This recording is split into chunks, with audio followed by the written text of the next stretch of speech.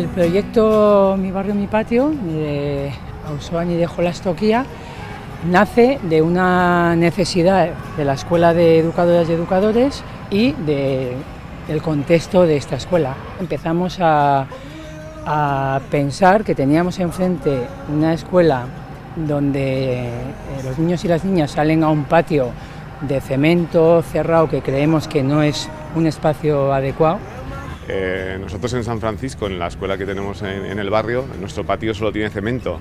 Y entonces el poder estar en un patio que tiene hierba, que tiene árboles, que tiene diferentes estructuras, nos da mucho más juego a la hora de poder inventarse juegos nuevos, de interactuar, de experimentar con elementos naturales. Eta ideia horiekin denak bilduta, gauzatu zen proiektu bat, berez eskolako ama bat izan zen arkitektoa diseinatu zuena, horretan ere eskolak parte hartu du.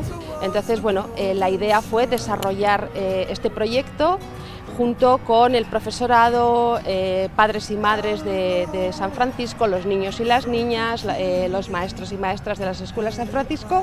Fuimos viendo que esto se tenía que convertir en un proyecto comunitario, porque estos niños y niñas que estudian aquí, que vienen aquí a este centro, también luego viven en el barrio, se mueven por el barrio, juegan en el barrio. El cómo íbamos a hacer el proyecto era importante para nosotras, entonces además del proceso participativo de escuchar la voz de niñas y niños, era importante para nosotras que estuviera trabajado en todas las fases del mismo con perspectiva de género, teniendo en cuenta así las necesidades de todas las personas. Y también la idea es poder llegar a constituir un espacio de público compartido y de uso fuera del horario reglado, y conjuntamente, como ha sido este proyecto, he participado con el resto de agentes de la comunidad. Eta onartu zuten eta oso pozik gaude alde horretatik.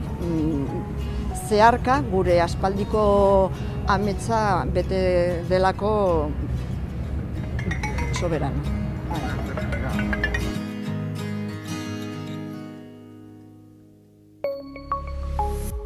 Gobierno de Navarra. Nafarroako gobernua.